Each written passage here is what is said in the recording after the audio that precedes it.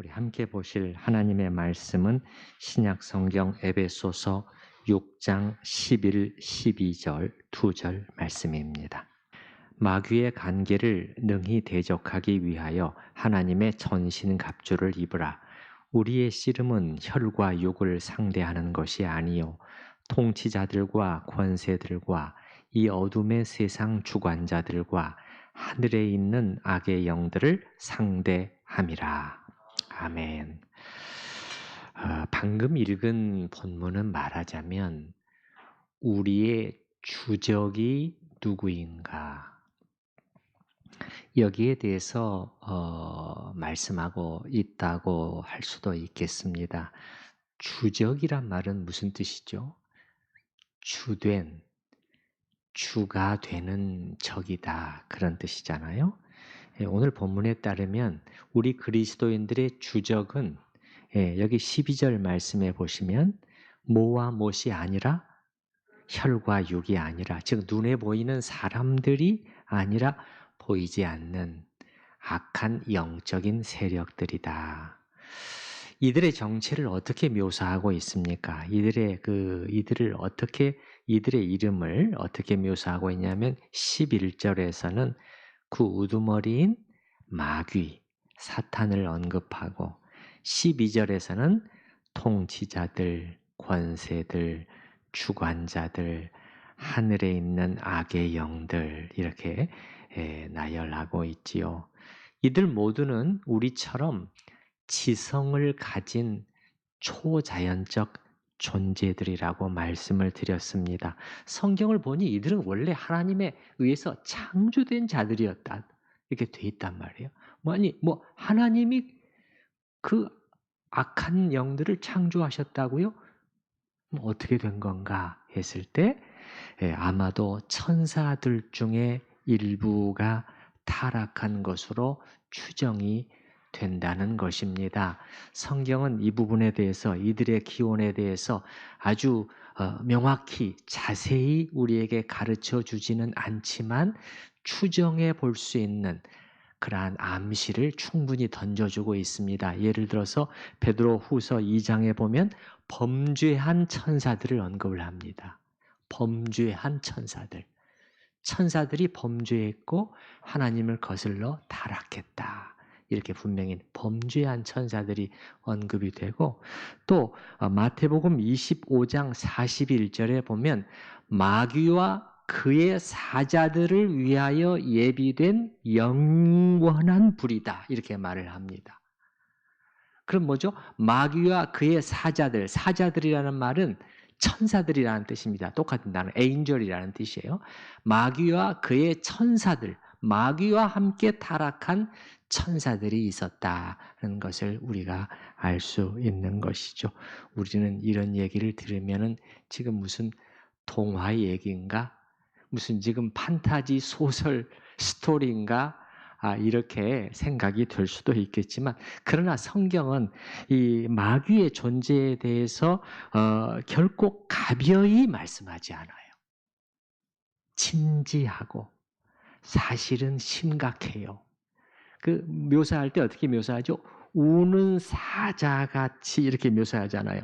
여러분, 우리 바로 앞에 우는 사자가 있다면 이게 지금 웃을 일이 아니잖아요. 그죠? 예. 성경은 마귀에 대해서 여우같이 그렇게 말하지 않더라고요. 예. 물론 그는 간교한 자이지만 여우같이라고 말하는 것이 아니라 사자같이, 그것도 우는 사자란 말이에요. 왜 우는 거예요? 배가 고픈 거예요. 먹잇감을 찾아 포효하는 사자같이 삼킬 자를 찾는다. 그리고 또 불화살이라고 그렇게 언급이 되잖아요. 여러분, 오늘 본문은 아니고 나중에 다룰 내용이지만 저 뒤에 16절 말씀을 보시기 바랍니다. 16절입니다. 모든 것 위에 믿음의 방패를 가지고 이로써 능히 악한 자의 모든 무엇을 불화살을 소멸해야 된다. 이 사탄의 불화살을 말하는 거잖아요.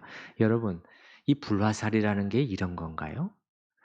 그러니까 요만한 장난감 불화살이에요.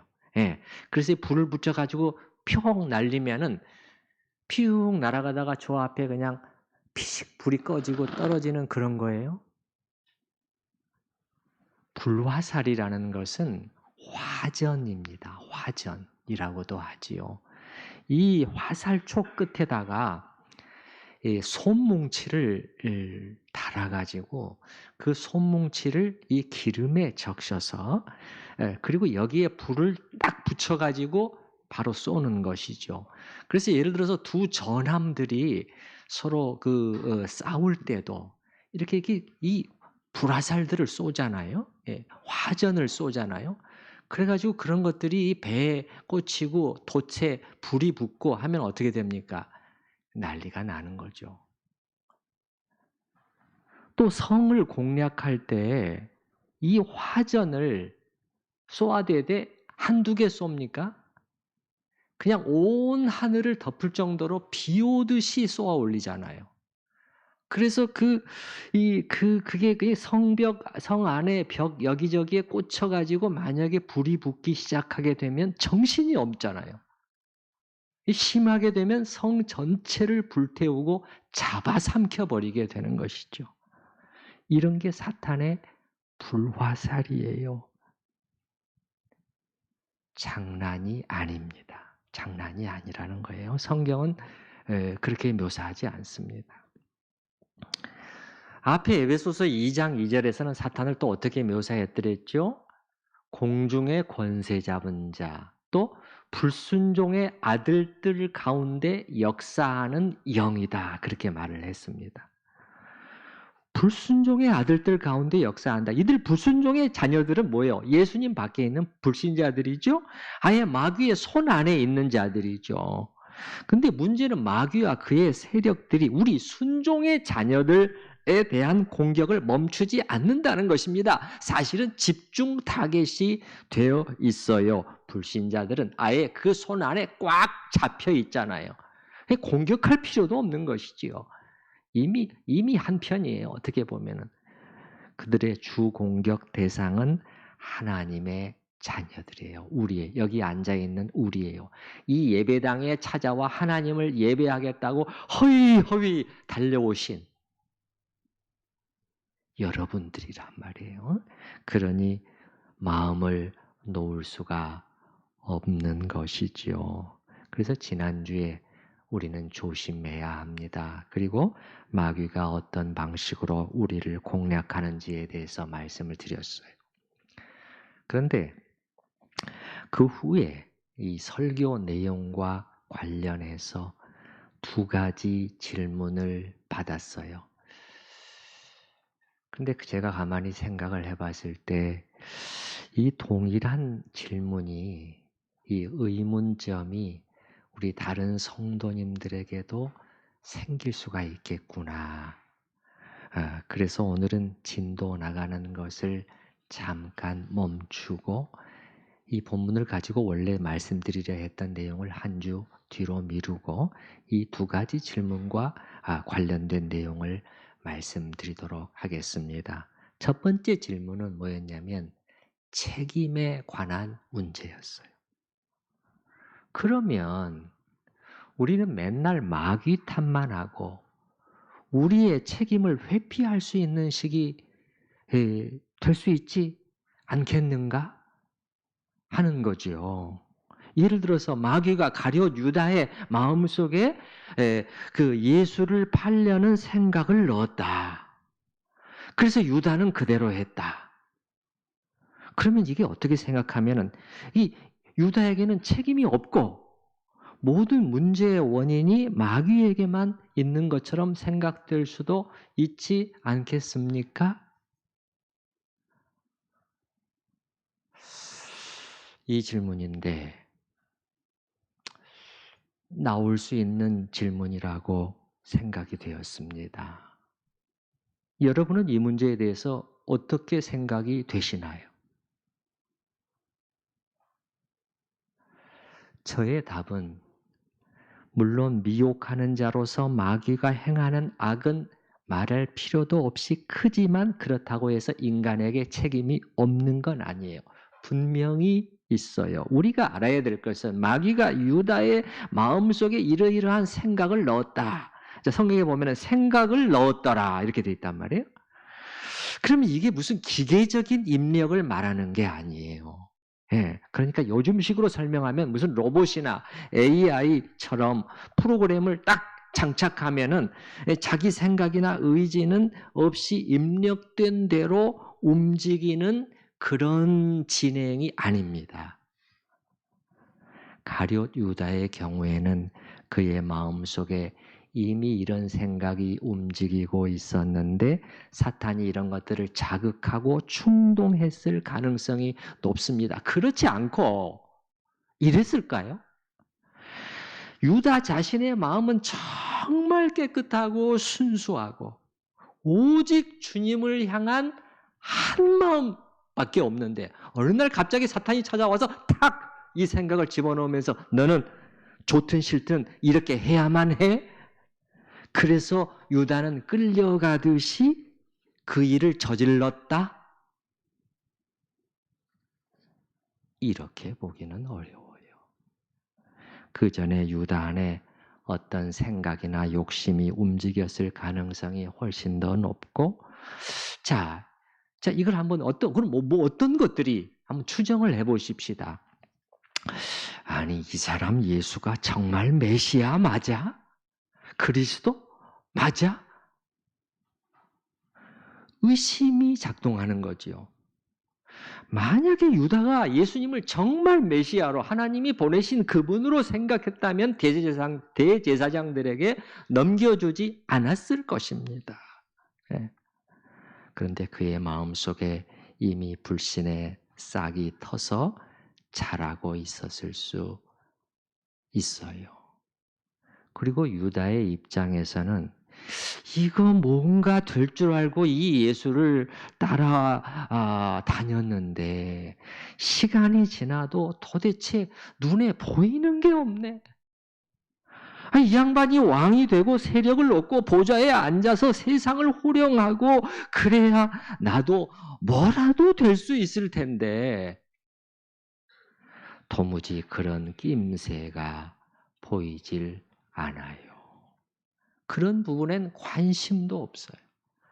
맨날 내 나라는 이 땅에 속하지 않느니 어쩌니 이상한 말만 하고 말이죠. 아이고 이 사람 믿고 따라다니다가 쫄딱 망하는 거 아닌가? 속된 말로 깡통 차게 되는 거 아닌가? 이런 생각.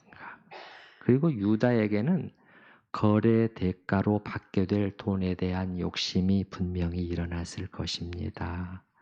앞에 보면은 유다는 이 팀의 회계 담당이었잖아요. 연복회를 맡는. 그런데 거기서 슬금슬금 빼내가고 있었다. 그렇게 기록이 되어 있잖아요. 이런 모든 생각이나 욕심의 냄새를 마귀가 맡고 바로 이 부분을 집중 공략했을 수가 있고 이것을 성경은 간단히 마귀가 벌써 시몬의 아들 가룟 유다의 마음에 예수를 팔려는 생각을 넣었더라. 이렇게 한 문장으로 기록해 놓았을 수 있는 것입니다. 그렇다 할지라도 가룟인 유다는 물리쳐야 했잖아요. 물리쳐야 했어요. 아예 처음부터 마귀가 그의 생각 속에 무언가 약을 타기 시작했든지 아니면 그렇지 않고 유다의 마음속에 이미 꿈틀거리고 있던 어떤 생각이나 욕심을 감지하고 마귀가 이를 이용했든지 간에 중요한 것은 유다는 이러한 생각을 따르지 말고 거절하고 물리쳐야 했던 것이지요. 맞습니까? 예. 그런데 그는 그렇게 하지 않았고 자기 생각을 끝까지 실천해 옮겼어요. 여기에 그의 책임이 분명히 있습니다. 예수님도 마태복음 26장에 보면은 유다의 책임을 명확히 말씀하시잖아요. 그리고 이건 우리 모두에게도 마찬가지라. 우리에게 책임이 있습니다. 우리에게 책임이 있어요. 여러분, 인간의 첫 타락의 경우도 한번 생각해 보십시다. 뱀이, 사탄이 하와에게 다가와서 엉뚱한 말을 이제 건네는 것이잖아요. 아니야. 마치 하와를 생각해 주는 자인 것처럼 그렇게 접근을 했잖아요.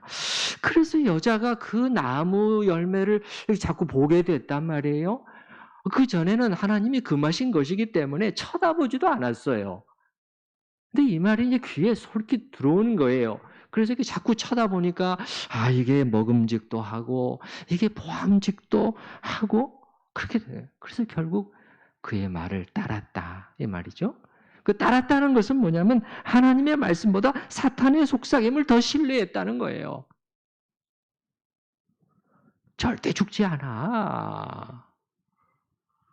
너희 눈이 밝아져 가지고 이렇게 될까 봐서 그거 안 되게 막으시려고 지금 못 먹게 하는 거라니까.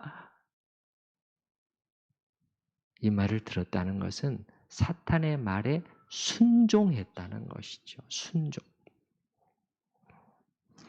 이런 경우에도 아담과 하와는 단호히 고개를 젓고 물리쳐 버려야 했던 것이죠. 예. 그러나 그렇게 하지 않고 범죄했고. 그래서 이 경우 책임은 누구에게 있느냐는 거예요. 물론 하나님은 뱀에게, 사탄에게 훨씬 더 큰 징벌을 주셨죠. 저주의 형벌을 내리셨죠. 그러나 거기에 넘어간 인간에게도 분명히 책임을 물으셨습니다. 하나님은 가장 공평하신 판결을 언제나 내리시는 분이죠. 이게 첫 번째고, 나왔던 두 번째 질문은 첫 번째 질문과 무관치가 않은데, 첫 번째는 책임이잖아요. 두 번째는 구분에 대한 문제였어요. 질문이었어요. 그 질문의 내용은 뭐냐면, 사실 죄는 우리에게서 나와서 우리가 짓는 것 아닙니까? 사탄이 밖에서 유혹할 뿐만 아니라 우리 안에서 죄가 일어나는 것으로 알고 있는데, 그러면 이게 어디까지가 나로 인한 것이고 또 어디까지가 사탄으로 인한 것이냐? 이걸 우리가 어떻게 구별할 수 있느냐는. 이 질문도 나올 수 있겠다. 싶었습니다. 생각하는 신자에게 나올 수 있는 질문이죠. 또 이 질문에 대해서 여러분은 어떤 답이 떠오르시나요?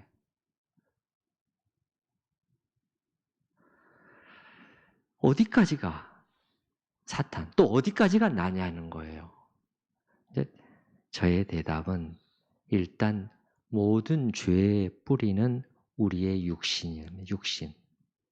육신이 뭐라고 그랬죠? 우리의 옛 본성, 죄의 본성이라고 말씀드렸죠.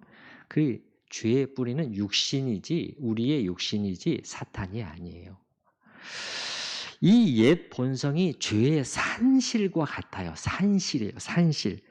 여기에서 모든 죄와 그리고 욕심이 솟아나옵니다. 성경에 이 욕심을 정욕이라고 부르죠. 솟아나와요. 끊임없이 나옵니다. 끊임없이. 그런데 성경이 가르쳐주는 사실은 이때 육신만 작동하는 것이 아니라 사탄이 이 죄를 짓도록 우리를 자극하고 충동하거나 또는 우리의 죄를 이용할 수가 있다는 것입니다. 그런데 이 과정에서 사탄이 하는 부분이 어디까지고 우리 자신에게서 나온 부분이 또 어디까지인가? 이거는 여기까지. 그 다음에 그리고 저거는 또 여기까지. 이렇게 선을 긋듯이 딱딱 구분되는 것은 아닙니다. 왜냐하면 이것은 영적인 영역에 속한 일이기 때문에 그래요. 그렇게 줄긋듯이 딱딱 구별해서 이런 경우는 이렇고 저런 경우는 저렇고 이렇게 교과서처럼 답을 줄 수 있는 게 아닙니다. 영적인 영역의 일이잖아요. 우리 심령 깊은 곳에서 진행되는 일이거든요. 예를 들어서 여러분, 성령께서 우리 안에서 하고 계시는 일도 그렇잖아요. 그렇죠? 예. 성령 하나님이 우리 안에서 얼마나 많은 은혜의 일을 하고 계시는가 자명하죠. 성경이 계속 말씀하니까. 예를 들어서 조명의 일을 하시잖아요. 조명의 일. 그죠? 진리의 말씀을 깨닫도록 빛을 비추시고 가르치시는 일이 있죠. 어떤 때는 빛이 확 또 비춰오기도 하죠. 예. 그래서 요한일서 2장에 보면은 너희는 주께 받은 바 기름 부음이 너희 안에 거하나니 이게 뭐예요? 성령. 기름 부음. 성령의 기름 부음이죠.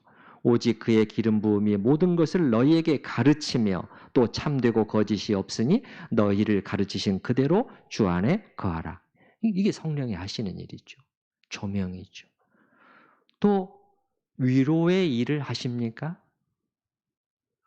보혜사라는 뜻은 무슨 뜻이에요? 위로자라는 뜻이죠. 찬송에 있는 것처럼 근심 중에도 낙심케 마소서.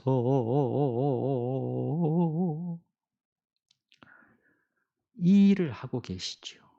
위로자셔요, 성령은. 때로는 책망하고 야단치시고, 때로는 또 바로잡아 이끄시고, 인도하고 가시고, 인도해 주시죠. 이 길이 아니다. 이 길이 아니다. 그런데 이 성령께서 하시는 일도 이게 지금 나에게서 순수하게 나온 생각인지 아니면 성령께서 깨닫게 해주셔서 임하게 된 생각인지 우리는 모든 걸 선명히 다 알 수는 없어요. 우리의 교회의 교사들이, 교회의 위대한 스승들이 가르쳐 주는 것은 뭐냐면은 이런 순서로 진행이 된다. 지정의의 순서다. 예, 길게 설명할 수는 없지만 지성, 감정, 그다음에 의지의 순서로 진행이 된다. 성령께서는 맨 먼저 우리의 지성에, 마음의 생각에 역사하신다는 거예요. 우리의 눈을 열어서 보게 하신다는 거예요. 그 다음에 감정, 우리의 정서가 반응하게 되어 있다는 거예요. 그래서 보여주신 그 진리와 교훈을 기뻐하고, 그 다음에 사랑하고, 그 다음에 거기에 탁 들러붙는 일이 일어난다. 그리고 마지막으로 우리의 의지가 움직이면서 삶의 결단과 실천으로 나가게 된다. 이런 과정에서 어디까지가 나 자신에게서 또 어디까지가 하나님께서 이런 건 교과서처럼 설명될 수 있는 부분이라기보다는 우리 각자가 어떻게 경험을 통해서 배우고 알아가게 되는 것입니다. 우리 각자가 성경의 용어를 사용하면 지각을 사용해서 히브리서 5장 14절에 나오잖아요. 이게 영적인 지각이죠. 지각을 사용해서 계속 연습하고 훈련함으로써 알아가고 습득하게 되는 분야예요. 우리의 적인 사탄의 일함에 대해서도 마찬가지라는 것입니다. 이런 영적인 영역에서 일어나는 일이기 때문에 그냥 공식처럼 딱 대입하면은 답이 탁탁 주어지는 그런 것이라기보다는 실제 삶 속에서 우리가 영적인 지각을 사용해서 계속해서 자꾸 분별해보고 또 훈련하고 그러면서 점점 더 그의 움직임을 알아차리게 되는 거예요. 예수님 같은 경우는 즉각 알아차리셨잖아요. 즉각. 그렇죠? 그래서 베드로를 향해서 사탄아 내 뒤로 물러가라. 사도 바울도 사탄의 계책을 모르지 않는다 그렇게 말했잖아요. 고린도 교회 교인들에게 용서에 대해서 말하면서 이는 우리로 사탄에게 속지 않게 하려 함이라 우리는 그 계책을 알지 못하는 바가 아니로라. 그 계책, 옛날 성경에는 괴계라고 되어 있어요. 괴계. 예. 그의 계책을 모르지 않는다. 성숙한 사람일수록 더 잘 알아채죠. 이렇게 우리가 사탄이 하는 일에 대해서 그 영역의 구분선을 딱딱 그어서 설명하기는 어렵지만 그러나 도움이 되는 지침들은 있어요. 많이 있죠. 예를 들어서 사탄은 언제나 하나님과 그분의 말씀을 거슬러서 어느 방향으로? 죄와 욕심 쪽으로 끌어당기고 그쪽으로 우리가 향하는 그 길목에 서 있지, 이 반대쪽에 서 있지 않아요. 반대쪽에 서 있지 않습니다. 말씀을 더 잘 듣게 하는 것이 아니라 반대쪽으로 끌어당기는 것이죠.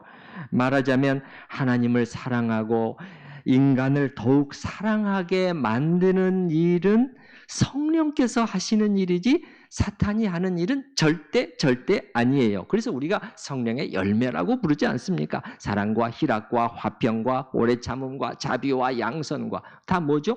이게 성령의 열매, 성령께서 산출해 내시는 열매라는 것이죠. 우리의 원수가 하는 일은 뭐예요? 이걸 우리가 알아채야 해요.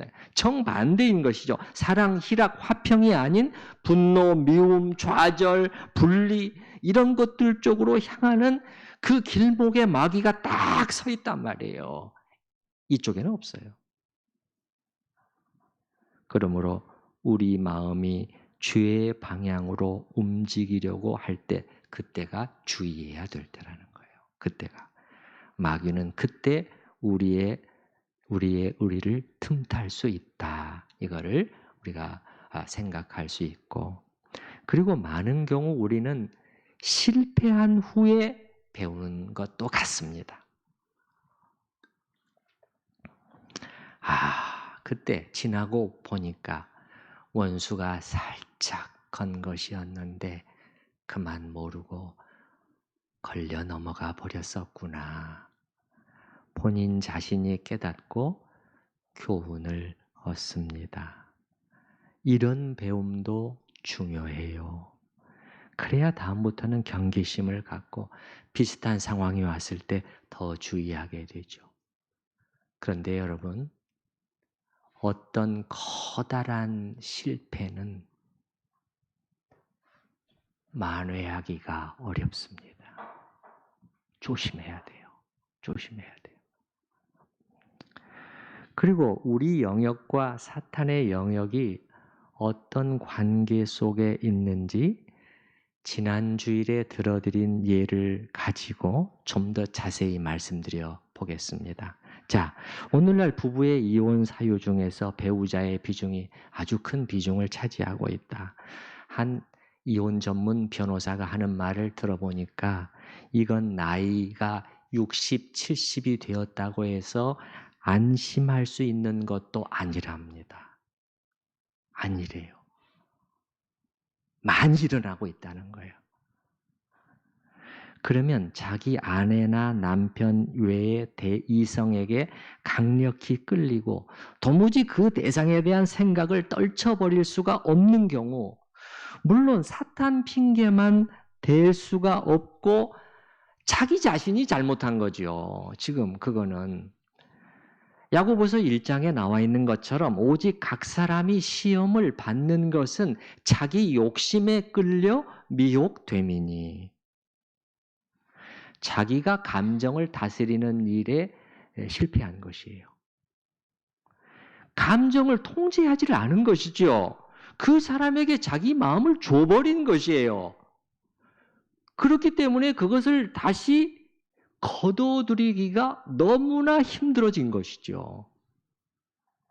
전적으로 자기 잘못입니다. 그런데 이 과정에서도 사탄이 얼마든지 끼어들어서 그 일을 거둘 수가 있다는 것을 우리가 인정해야 되겠어요. 여러분, 사탄이 이런 먹잇감을 발견했을 때 그냥 내버려 두겠냔 말이에요. 배고픈 사자가 사냥감을 지금 찾았는데 더군다나 그 사람을 넘어뜨리면 하나님 나라에 막대한 타격을 입힐 수 있다. 그러면 뭐 말할 필요도 없겠죠. 더 포기하지 않고 집요하게 모든 수단을 동원해서 넘어뜨리려고 할 것입니다. 그러므로 지난주에 말씀드린 것처럼 여러분이 배우자 이외에 어떤 다른 사람에 대한 생각을 떨쳐버리려고 해도, 이를 위해서 하나님께 기도하고 매달리는데도 지금까지 겪은 다른 경우들과 다르게 이상하리만큼 그 생각이 나를 사로잡곤 한다. 그렇다면 충분히 의심해 볼만 해요. 그런데 예를 들어서 이런 경우 사탄은 어떤 식으로 유혹하면서 이 죄를 향해서 여러분을 부추길 수 있을까요? 여러분의 눈에 주관적이에요. 객관적인 것이 아니라 주관적으로 그 상대방 남성이나 여성이 유독 멋있고 예뻐 보이게 할 수 있을 것입니다. 주관적으로. 다윗과 밧세바의 사건을 생각해 보십시다. 성경에 이 일이 사탄의 역사였다는 명시적인 언급은 없지만 이 엄청난 사건이었어요. 사실은요. 다윗 자신뿐만 아니라 이스라엘 국가 전체에 막대한 사실은 충격을 가한 사건이었어요. 그리고 계속해서 그 열매가 갔던 그 사건이었다면 여기에 사탄의 개입이 전무했다고 할 수 있을까? 저는 그렇게 보지 않아요. 그런데 다윗이 왕궁 옥상에서 밧세바를 본 순간에 다윗의 눈에는 이 세상 어느 여인보다도 더 아름답게 보였을 수가 있고 사탄이 이렇게 할 수는 있다고 봅니다. 이런 일을 할 수가 있다는 거예요. 객관적인 그 사실이 아니라 자기 눈에 자기가 빠져드는 거죠. 그리고 그의 귀에 살짝 속삭였을 수가 있죠. 지금 아니면 기회가 없어. 그래서 제가 여러분에게 이해를 도울 수 있도록 우리의 영역과 사탄의 영역이 서로 어떤 관계 속에 있는지 한번 여러 가지로 설명을 드려봤습니다. 사탄의 역사함에 대해서 오늘은 두 가지 책임 문제하고 구분의 문제에 대해서 말씀을 드렸어요. 저의 설명이 만족스럽지 않을 수도 있겠지만 최선을 다해서 설명을 했습니다. 이제 이런 문제는 이 정도로 정리하고 마귀를 비롯한 악한 영적 세력들과 관련해서 자, 이제 내가 보다 더 관심을 가지고 신경 써야 될 부분이 있다면 그건 무엇일까? 그쪽에 더 주력해야 될 것 같아요. 우리는 더 주력해야 될 것 같아요. 예. 성경이 마귀와 그의 세력들이 우리를 미혹함에 대해서 말해줄 때 성경의 관심은 어디가 있죠? 성경의 관심은 호기심이나 혹은 책임이 누구에게 있나 이런 측면보다는 주의예요. 주의. 경계하라는 거예요. 경계하라는 거예요. 여러분 A라는 사람과 B라는 사람이 어떤 지역을 통과하는데 전쟁이라고 해도 좋고 A가 지나는 길에는 별로 그런 것이 없는데 B가 지나게 되어 있는 길에는 사방에 지뢰와 부비 트랩이 깔려 있다면 부비 트랩 그 철선을 건드리기만 인계 철선을 건드리기만 하면 터지는 이런 것들이 깔려 있다면은 B는 어떻게 해야 되겠냐 말이에요. 왜 이렇게 돼야 되는 거지? 불공평하지 않나? 그건 우리가 알 수 있는 영역은 아닙니다. 그거는 공의로우신 하나님께 그냥 맡기면 돼요. 이유가 있을 것입니다. 그러나 그 부분은 하나님께 맡기고 B의 경우는 당연히 훨씬 더 주의해야 되지 않겠느냐 이것입니다. 이게 중요해요. 그래서 이게 지금 우리 하나님의 자녀들 앞에 놓인 현실이라는 거예요. 사도가 지금 에베소서 6장에서 마지막에 강력하게 분위기를 전환시키면서 우리에게 지금 이 전투 분위기를 연상시키면서 이 전투의 준비를 하라고 갑옷을 입으라고 지금 말하는 이유는 지금 우리가 놓여 있는 현실이 이거라는 것입니다. 그래서 우리가 주의하고, 그리고 이런 그 눈에 보이는 인간들과 막 그냥 소리 지르고 막 그냥 미워하고 그게 아니고요. 그 뒤에 있는 더 큰 그 뭐가 있단 말이에요. 막 이렇게 만들어가는, 조성하는, 그것을 우리가 잘 주목하고 싸우되 맹렬히 싸우면서 나가야 된다. 그것이 성경의 가르침이라는 것을 기억하시기 바랍니다. 우리 들은 말씀을 생각을 하면서 잠시 같이 기도하십시다.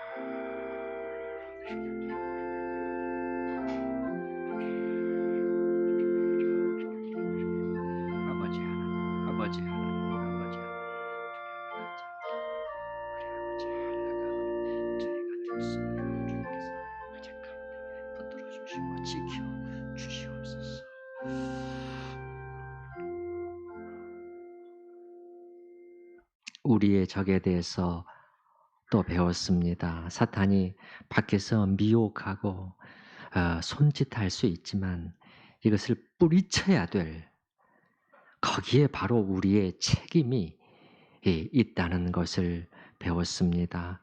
또한 죄가 우리 안에서 일어나는 것이고 우리의 죄이지만은, 그러나 이것을 우리의 원수가 건드리고 어떻게 부추기고 이용할 수 있는지, 바로 거기에 우리의 위험이 있다는 것을 배웠사오니, 주님, 우리의 지각을 사용해서 잘 분별하게 하여 주시옵소서. 주님, 실패를 통해서도 배우게 하여 주시고, 참으로 우리가 통과해야 되는 이 길이, 하늘 가는 이 길이 안전지대, 무풍지대가 아니고 곳곳에 함정이 설치되어 있는 길이라고 사도가 이 말씀을 통해서 우리에게 경계해 주고 있사오니, 우리가 어떻게 대응해야 될지를 말씀을 통해서 잘 배우고 따라가게 하여 주시옵소서. 예수님의 이름으로 기도하옵나이다. 아멘. 찬송가 356장 우리 2절을 빼고 1절, 3절, 4절 같이 찬양하시겠습니다.